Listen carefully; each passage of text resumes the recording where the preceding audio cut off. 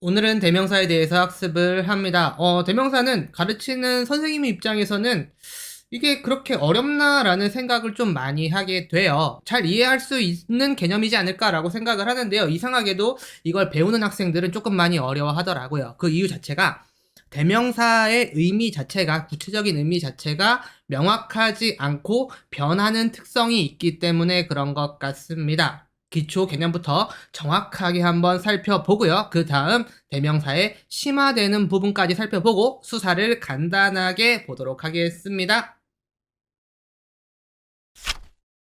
지금부터 대명사 살펴보도록 하겠습니다. 대명사 보고요. 수사도 간단하게 해볼게요. 자, 대명사의 개념 자체는 어렵지 않아요. 어떤 명사가 있으면 그 명사를 대신 나타내는 말이다. 이게 대명사의 정의입니다. 개념인데요. 이렇게 아래에 있는 예를 보면 이게 무슨 말인지 바로바로 알 수 있을 것 같아요. 철수가 수박을 먹었다라는 문장이 있어요. 여기에 지금 동그라미 친 친구들은 둘 다 우리가 익히 알고 있는 명사죠. 그런데 이 뒤에 있는 문장이 중요하게 다루어집니다. 그는 그것을 좋아하지 않았다. 자, 그러면 여기에서 말하는 그는 뭘 이야기하는 거죠? 네, 앞에 있는 철수를 이야기하는 거고요. 그러면 뒤에 있는 그것은 네, 철수가 먹은 수박이겠죠. 따라서 여기 있는 그나 그것 같은 것들이 대명사에 해당을 하는 겁니다. 명사를 대신 나타내는 단어. 여기에 그라는 건 철수를 의미하는 거고요. 그것은 수박을 의미하는 거죠. 이처럼 명사를 대신하는 말을 대명사라고 이야기를 하는 겁니다. 개념 자체는 모든 구품사가 개념은 어렵지 않아요. 그런데 이 친구들의 특성이나 아니면 세부 분류를 보면 거기서부터 이제 어려워지는 거거든요. 자, 그러면 이제부터 대명사의 특성 살펴보도록 하겠습니다. 두 가지 특성이 있다라고 되어 있는데요. 사실은 거의 유사한 성격을 지니고 있습니다. 이게 무슨 말인지 한번 살펴볼게요. 말이 조금 헷갈릴 수 있어요. 그렇기 때문에 조금 꼼꼼하게 보는 게 좋을 것 같아요. 첫 번째 특성. 상황에 따라서요. 같은 대명사인데요. 이 친구가 다른 의미로 해석될 수 있다. 자, 정리를 하면요. 대명사 하나가요. 어떠한 상황이 있으면요. 다른 명사, 즉 다른 대상을 의미하는 경우가 있다라는 겁니다. 예를 한번 살펴볼게요. 여기에는 지금 대명사가 뭐가 있냐면요. 너 거기에 갈 거야. 두 개가 있네요. 너라는 인칭 대명사, 거기라는 지시 대명사가 있는데요. 그러면 여기서 말하는 너는 누구죠? 알 수 없죠. 네, 철수일 수도 있고요. 영희일 수도 있습니다. 선생님 이름이지만 경석이일 수도 있는 거예요. 너라는 하나의 대명사가 있었는데요. 이 친구가 지시하는, 그 표현하는 명사는 다양하게 나올 수 있다라는 겁니다. 거기 역시 마찬가지, 뭐 학교일 수도 있고, 뭐 운동장일 수도 있고요. 여러분들 좋아하는 PC방일 수도 있는 거겠죠. 등등등등 하나의 대명사가 많은 대상, 다른 대상들, 여러 대상들을 표현할 수 있다. 다른 의미로 해석된다. 라는 게 대명사의 첫 번째 특징이고요. 두 번째는 약간 처음 걸 반대로 생각하시면 조금 이해가 쉬울 것 같습니다. 자, 다시 한번 정리를 해보면요. 같은 대상을, 두 번째입니다. 같은 대상을 다른 대명사로 표현을 할 수 있다. 대상 하나가 있으면요. 이 친구를 역시나 상황에 따라서 다른 대명사로 이야기를 할 수가 있다라는 겁니다.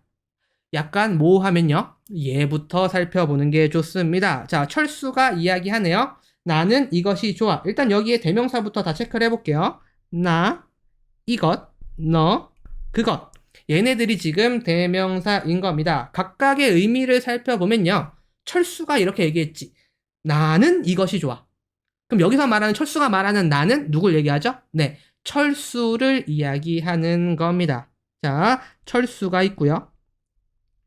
자, 그리고 이것이 좋아 라고 얘기했어요. 여기서 말하는 이것은 문맥에 따라 수박으로 지금 해석되고 있습니다. 수박이 좋다라고 이야기했어요. 어떻게? 철수라는 말을 나로 표현했고 수박이라는 말을 이것이라고 표현을 했습니다. 이거에 대한 영희의 답변을 볼게요. 영희는 이렇게 얘기하네요. 너는 그것이 좋아? 너. 철수를 너라고 표현했고요. 수박을 그것이라고 표현을 했습니다. 자, 대상 하나입니다. 철수이거나 수박이거나. 하지만 이 철수라는 하나의 대상을 나와 너라는 서로 다른 대명사로 이야기한 거죠. 수박이라는 하나의 대상을 이것 혹은 그것이라고 이야기를 하는 겁니다. 이게 바로 대명사의 특성이고요. 이 첫 번째 특성과 두 번째 특성을 묶어서 오른쪽에 상황지시성이라고 이야기를 하고 있는데요. 쉽게 얘기하면 대명사는 그 의미가 정해져 있는 게 아니에요. 말을 하는 상황 혹은 글을 쓰는 상황, 문맥 속에서 그 의미가 결정된다, 정해지지 않은 의미를 지녔다 정도로 이해하시면 될 것 같습니다. 다음으로 대명사 종류에 대해서 아주 자세하게 살펴볼 겁니다. 오늘 수업의 중심은 여기에 있을 거예요. 자, 일단 대명사는 크게 나누면요. 인칭 대명사와 지시 대명사 두 개로 나뉘어집니다. 일단 이거 큰 틀부터 가져가세요. 인칭과 지시, 요렇게 두 개로 나뉘어지는 거고요. 인칭은 사람, 그리고 지시는 사람이 아닌 뭐 장소나 아니면 어떤 물건 같은 것들을 이야기한다라고 생각하면 될 것 같습니다. 이 인칭 대명사를 다시 세부적으로 6개로 나눌 수 있는 거고요. 표현은 4개밖에 없죠. 나머지 2개는 뒤에서 합니다. 역시나 지시 대명사도 여러 개로 나뉘어진다 생각하시면 됩니다. 자, 처음엔 뭐라고요? 인칭과 지시가 있고요. 인칭이 다시 세분화되고 지시가 다시 세분화된다. 이렇게 생각하시면 될 것 같아요. 자, 그러면 우리에게 가장 익숙한 인칭 대명사부터 살펴볼게요. 인칭 대명사라는 건 사람의 이름, 즉 사람의 이름을 나타내는 명사를 대신하는 대명사인 겁니다. 뭐 1인칭, 2인칭, 3인칭 굳이 설명 안 해도 되겠죠? 1인칭은 나, 말하는 사람. 2인칭은 너, 듣는 사람. 자, 3인칭은 말하는 나도 아니고 듣는 너도 아닌 제3자. 다른 사람을 이야기하는 겁니다. 자, 그래서 얘들이 이렇게 되어 있고요. 단 우리말은 약간 특징적인 게 1인칭이든 2인칭이든 복수를 뜻하는 단어들이 조금 달라요. 그래서 나의 복수는 우리, 그쵸? 그 다음에 낮춤말인 저의 복수는 저희, 이런 식으로 조금 달라진다. 요 정도 기억하시면 될 것 같습니다. 예를 살펴보는 게 좋을 것 같아요. 여기 있는 예를 보면요. 나는 너처럼 포도를 좋아해. 그런데 그분은 포도를 싫어해. 여기에 나와 있는 대명사, 인칭 대명사는 나, 너, 그분, 뭐 이런 게 있을 거예요. 나는 1인칭, 너는 2인칭, 그분은 3인칭. 왜? 지금 말을 하고 있는 나도 아니고 듣고 있는 너도 아니고 이 자리에 없는 그분, 다른 사람을 의미하기 때문에 3인칭이 되는 겁니다. 자, 1인칭, 2인칭, 3인칭은 굉장히 단순하게 볼 수가 있었어요. 문제는 뭐다? 지금부터 나올 재귀칭입니다. 인칭 대명사에서 문제를 내면 뭘 내고 싶다? 재귀칭이 자꾸 간질간질하게 만듭니다. 이걸 내고 싶어요. 여러분들이 재귀칭을 엄청 어려워해요. 왜냐? 잘 안 쓰거든요. 자, 일단 개념부터 명확하게 한번 보도록 하겠습니다. 자, 재귀칭의 개념은 앞에 나온 명사를 다시 가리키는 대명사. 즉, 앞에 나와 있는 어떤 사람 명사겠죠? 사람 명사, 사람의 이름이나 어떤 사람을 다시 한번 가리킬 때 쓰이는 특징적인 대명사가 있다라는 겁니다. 자, 이게 무슨 말인지 예를 한번 살펴보는 게 굉장히 중요할 겁니다. 아래에 있는 철수가 영희에게, 발화 상황은 다 똑같아요. 철수라는 사람이 영희에게 얘기를 해요. 그럼 철수는 1인칭이 되는 거고 영희는 2인칭, 너니까, 지금 철수가 말하고 있는 너니까 2인칭이 되는 거겠죠. 여기에 끼어든 제3자, 이 대화 상황 속에 개입한, 뭐 개입이라고 하긴 그렇네요. 그 언급되는 제3자에 대해서 한번 보도록 할게요. 자, 첫 번째 문장. 재호가 저도 모르게 실수한 거야. 자, 그럼 일단 여기 지금 재호라는 명사가 있네요. 재호가 뭔가 사고를 쳤나 봐요. 그래서 철수가 영희한테 재호 대신 변명을 해주는 거죠. 재호가 저도 모르게 실수한 거야. 자, 여기에 있는 저. 누굴 얘기하는 거죠? 철수, 나를 얘기하나요? 아니죠. 재호를 지금 의미하고 있습니다. 자, 보시면요. 앞에 지금 재호라는 말이 나와 있고요. 여기 있는 저라는 말이 누구를 이야기한다? 재호를 이야기하는 거죠. 이처럼 명사가 계속해서 반복되면 우리말은 조금 이상한 경우가 있어요. 예를 들어 재호가 재호도 모르게 실수한 거야 라고 해도 되겠지만 이때 우리는 뒤쪽에 있는 명사를 대명사로 바꿔줍니다. 이때 사용되는 대명사가 뭐다? 재귀칭 대명사. 다시 한번 가리키는 대명사 정도로 이해하시면 될 것 같아요. 자, 여기 지금 뭐가 쓰였다? 재귀칭 대명사 저가 쓰여 있습니다. 됐습니까? 일단 요 개념 잘 이해를 하시고요. 두 번째 예가 우리가 조금 더 익숙하게 받아들일 수 있을 것 같아요. 두 번째 예 살펴보면요. 재호가 자기 책을 동생에게 주었어. 자, 역시나 재호가 나와 있고요. 자기라는 대명사가 있죠. 여기서 말하는 자기가 누구예요? 자기야 할 때 그 자기예요? 아니요. 그 자기야 할 때 그 자기는 2인칭 대명사. 여기에서 말하는 자기는 그 자기가 아니라 누구죠? 역시나 재호를 이야기합니다. 앞에 나온 재호라는 명사를 다시 가리키는 대명사, 즉 이 친구가 지금 재기칭 대명사가 되는 거죠. 헷갈릴까봐 재기칭 대명사에만 노란색으로 한번 밑줄을 그어볼게요. 자, 이해했습니까? 됐습니까? 자, 그러면 마지막 문장. 가장 잘 이해하지 못하는 당신에 해당하는 재기칭 대명사를 보도록 할게요. 자, 우리들의 독서 능력, 이해 능력을 풀가동해야 됩니다. 볼게요. 철수가 영희에게 또 얘기해요. 할아버지께서는 뭐라고 하셨냐면요. 살아계실 때, 돌아가시기 전에 당신 유산을 어떻게 했다? 사회에 모두 기부하셨다. 자, 그러면 잘 생각해 보세요. 여기서 말하는 당신이 누구죠? 할아버지가 할아버지의 유산을 기부하신 거죠. 즉, 이런 식으로 지금 연결이 되는 겁니다. 당신이 지금 누구를 가리키고 있다고요? 앞에 나온 할아버지라는 명사를 다시 가리키는 재기칭 대명사라는 거예요. 자, 얘가 바로 세 번째의 당신입니다. 이해했습니까? 이해 안 갈 거예요. 왜냐면 여러분들, 우리들은 저도 그렇지만 평소에 당신이라는 표현을 이렇게 사용하지 않아요. 그래서 이 문장을 봤을 때 어색하다라고 느껴요. 하지만 적어도 조금 연세가 있으신 분들께서는 이런 당신이라는 재기칭 표현을 굉장히 많이 사용합니다. 예를 들어서 선생님께서는 당신의 책을 나에게 주셨다. 그러면 나에게 어떤 선생님이 계신데 그분이 그 사람의 책을 나에게 주었다라는 의미로 해석이 되는 겁니다. 죽어도 이해가 안 가요? 외워야죠. 그리고 이런 용법들을 익혀야죠. 여러분들 어렸을 때 3살, 4살 때 쓰던 단어와 용어가 지금과는 다르죠. 근데 꾸꾸까까 할 때 그 용어를 지금 쓰고 있지 않잖아요.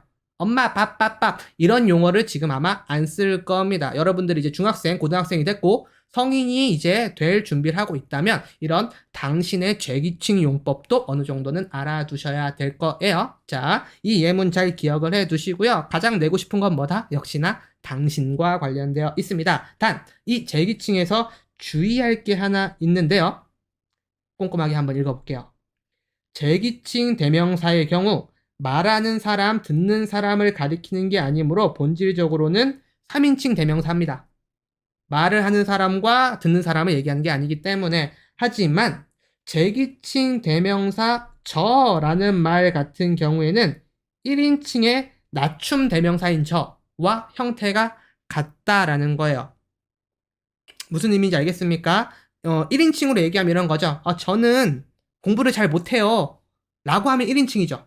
그쵸? 하지만 우리가 방금 봤던 재호가 저도 모르게 실수했어 라고 하면 3인칭이죠. 철수가 지가 공부 못한다 라고 하는 게 아니니까요. 이런 식으로 공교롭게도 1인칭 대명사 저와 재기칭 3인칭 대명사 저는 형태가 같습니다. 똑같이 자기, 당신은 아까 예를 들었던 것처럼 2인칭 대명사와 형태가 같다라는 거예요. 당신 같은 경우에는 이렇게 우리가 예로 봤던 3인칭, 죄기칭도 있지만 당신이 뭔데? 운전 그따위로 뭐 하여튼 뭐 이런 얘기 할 때 당신, 너를 이야기하는 거죠. 이때는 2인칭으로도 쓰인다. 뭘 잘 판단해야 될까요? 네, 문맥을 잘 보셔야 할 겁니다. 인칭 대명사는 가장 어려운 파트가 어디다? 재귀칭입니다. 이 재귀칭의 개념 명확히 알아두시고요. 1인칭, 2인칭과 헷갈리지 않게 파악해 두시는 게 중요할 겁니다. 지시대명사는 별거 없습니다. 여기 있는 용례 중심으로 알아두시면 될 것 같습니다.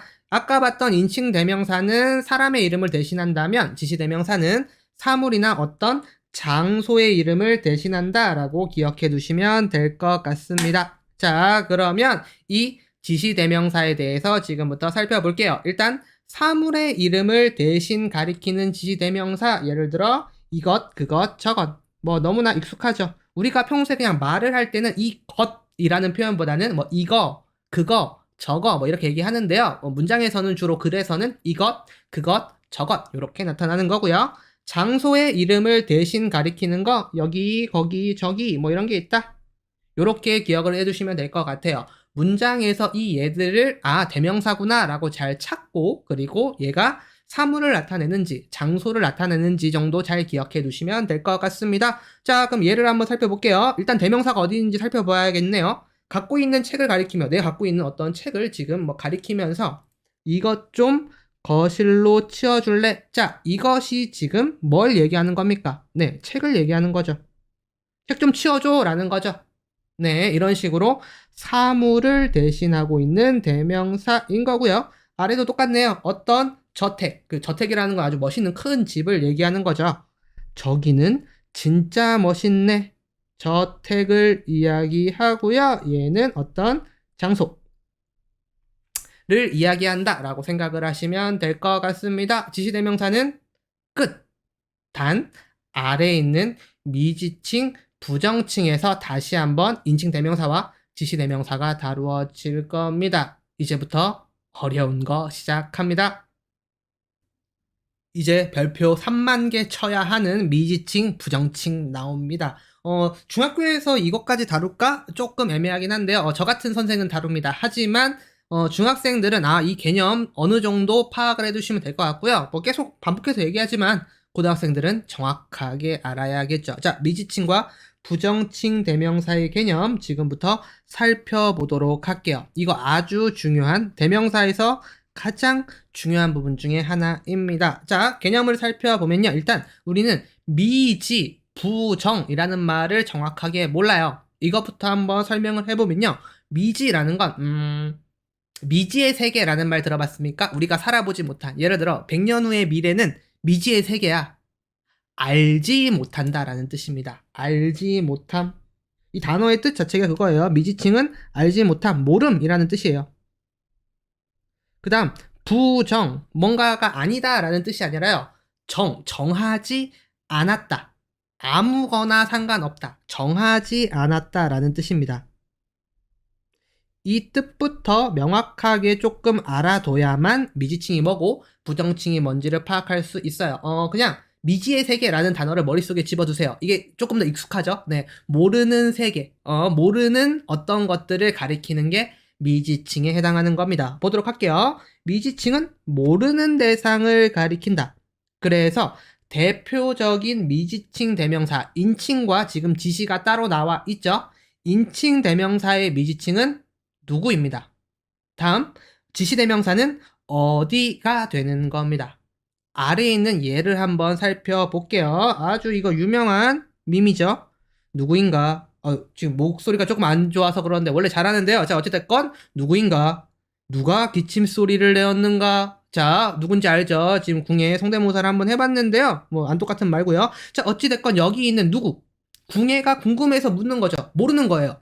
기침 소리를 낸 사람을 지금 모르기 때문에 누구냐라고 지금 물어본 거죠. 이런 것들이 바로 미지칭 대명사, 인칭에서 미지칭 대명사에 해당하는 겁니다. 그리고 오른쪽은 우리가 보통 쓸 때 누구가 라고 하지 않고요. 이게 누가 라는 식으로 쓰게 되는 거죠. 아주 예외적으로 대명사가 가끔 이렇게 모양이 바뀔 때가 있는데요. 이런 것들은 넘어가도록 한다라면 여기 있는 누 라는 말도 역시나 지금 미지칭 대명사로 기능을 하고 있는 겁니다. 미지칭 뭐라고요? 모른다. 모를 때 묻는 거고요. 그 다음 지시대명사 같은 경우에는요. 근처 식당 중에 어디가 가장 분위기가 좋아? 분위기가 좋은 식당을 지금 모르죠. 미지한 상태예요. 모르는 상태이기 때문에 이런 대명사를 사용할 수가 있는 겁니다. 둘의 지금 공통점은 뭐죠? 필수적이진 않지만 미지칭 대명사 같은 경우에는 이러한 의문문의 형식의 문장일 때 자주 등장합니다. 모르기 때문에 무언가를 물어보고 있기 때문에 그렇게 기억을 하시면 될 것 같습니다. 그 다음 부정칭 살펴보도록 할게요. 자, 부정칭이라는 건 정해지지 않은 어떤 것들을 이야기할 때 상관없어.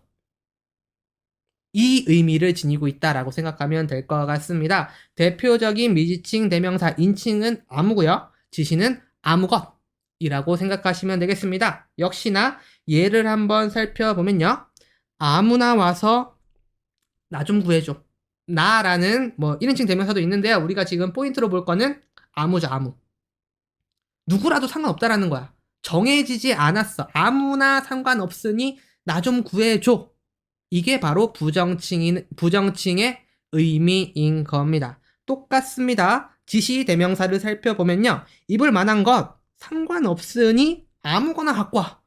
우리가 평소 그 구어체 말하는 투로는 아무거라고 하지만 문장에서는 아무것이라는 표현을 쓰죠. 아무것 상관없어. 정해지지 않았어. 그 어떤 것도 관계없어.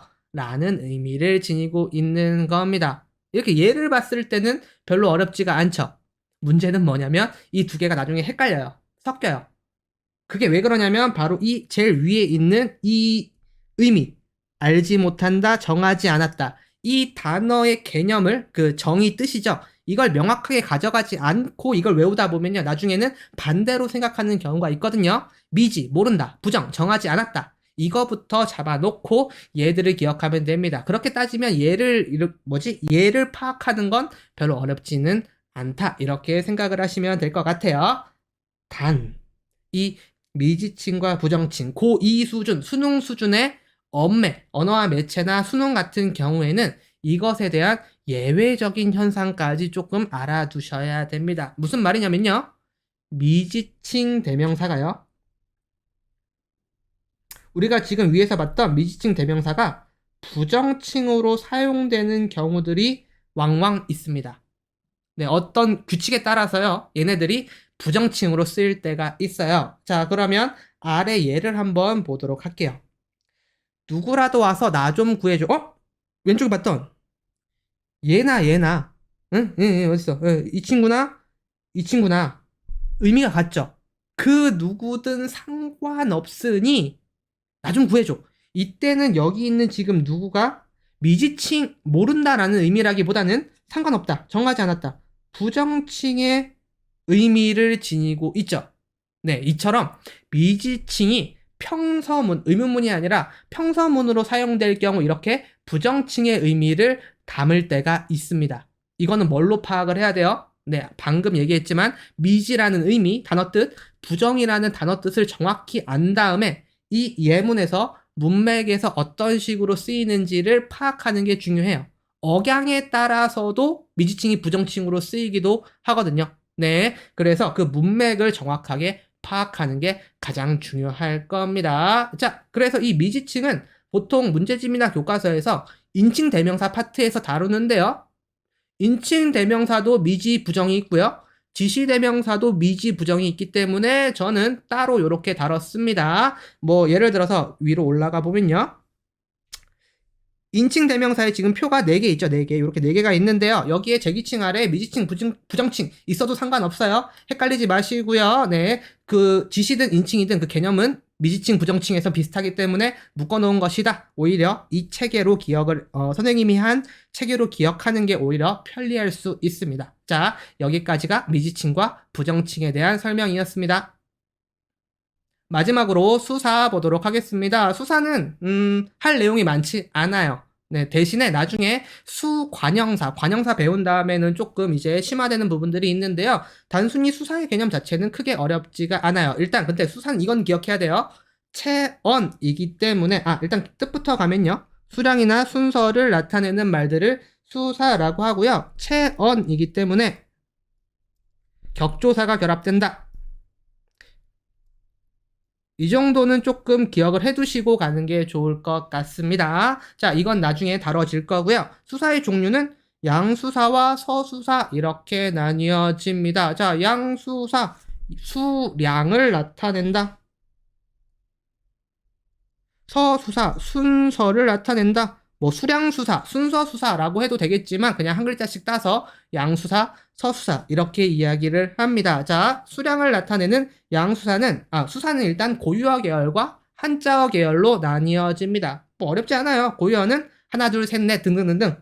한자어는 1, 2, 3, 4, 5 등등등등 이렇게 되는 거고요. 서수사는 순서다. 첫째, 둘째, 셋째가 고유어. 그 다음 한자어 계열은 제1, 제2, 제3. 자주 쓰는 표현은 아니고요. 사전에도 등재가 되어 있진 않지만 일반적으로 제1, 제2, 제3을 우리 제3, 제4, 제5 이런 것들을 한자로 되어 있는 한자어 서수사로 이야기를 하는 겁니다. 이렇게 파악 정도 해주시면 될 것 같고요. 용례만 한번 살펴볼게요. 사과 하나를 먹었다. 나는 첫째가 아니다 라고 할 수가 있고요. 네, 여기 지금 동그라미 친 게 수사에 해당하는 예고. 문제는 요 뒤에 있는 이 친구들, 이 격조사 뒤에 격조사가 결합되어 있다라는 거 정도는 어렴풋이 알고 가시면 될 것 같아요. 이미 열심히 공부를 했던 친구들 같은 경우에는 이래서 강조하는구나 라고 파악을 할 수가 있을 거예요. 나중에 수관형사와 구별할 때 이 조사의 결합 여부가 굉장히 중요하게 다뤄지게 됩니다. 됐습니까? 바로 내려가서 정교한 개념학습까지 보고 오늘 강의 끝내도록 하겠습니다. 자, 정교한 개념학습 명사에서는 생략했는데요. 대명사에서는 조금 나와줘야 해요. 이거 뭐 처음부터 끝까지 그 흐름대로 안 듣는 친구들도 있을 거기 때문에 이런 거 내고 싶다. 정확하게 모르면 틀릴 법한 내용들이 이 정교한 개념학습인 겁니다. 자, 보도록 하면요. 고등학교 수준, 이번엔 중학교 수준이 없네요. 네, 대명사 같은 경우에는, 수사 같은 경우에는 중학교 수준에 막 심화해서 내기가 조금 어려워요. 뭐 명사 같은 경우는 가능한데요. 약간 그 자체를 좀 어려워하기 때문에. 네, 그래서 고등학교 수준에서 다뤄질 수 있는, 물론 중학교도 다룰 수는 있겠죠. 그런 내용들을 한번 살펴볼게요. 자, 그러면 첫 번째 문제. 당신은 왜 그렇게 소리를 질러? 라고 이야기했을 때 그 대명사는 지금 여기 당신이라는 대명사가 있는데요. 얘는 제귀칭 대명사이다. 우리가 아까 배웠던 앞에 나온 명사, 사람 명사를 다시 한번 받아주는 제귀칭에 당신이 있었죠. 저, 자기, 당신. 그거에 해당하나요? 아닙니다. 주의하라 그랬어요. 제귀칭 대명사는 1인칭이나 2인칭 대명사와 형태가 같다라고 했어요. 여기서 말하는 당신은 너죠, 너로 바꿀 수 있으면 제귀칭이 아닌 2인칭 대명사인 겁니다. 여기서 쓰인 건 뭐다? 2인칭 대명사다. 그래서 제귀칭 대명사는 1인칭이나 2인칭과 형태가 같다. 그래서 1인칭과 같은 건 저, 다음에 2인칭과 같은 건 자기나 당신 같은 말들이 있다라고 이야기를 했습니다. 이렇게 기억을 해두시면 되겠고요. 2번 보도록 할게요. 아무 것이나 입고 나와. 자, 여기에서 사용된 대명사, 여기 지금 대명사 아무 것이 있네요. 이 친구는 미지칭 대명사이다. 방금 들었는데, 한 5분 전에 들었는데 벌써 또 헷갈리기 시작하죠. 자, 미지. 모른다. 모르는 것을 이야기하는 건가? 아니죠. 아무거나 상관없어. 정해지지 않았어. 그 어떤 것도 괜찮아. 라는 의미를 지니고 있기 때문에 얘는 뭐다? 부정칭 대명사죠. 5분 전에 배웠는데 분명 헷갈리는 경우 있을 겁니다. 천천히 가세요. 바로 미지칭, 부정칭 하는 거는 저도 잘 안 돼요.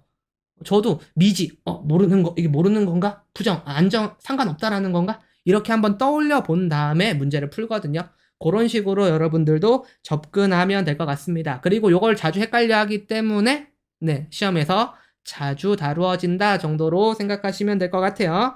마지막 3번 비슷한 유형이죠. 어디를 가도 상관없어.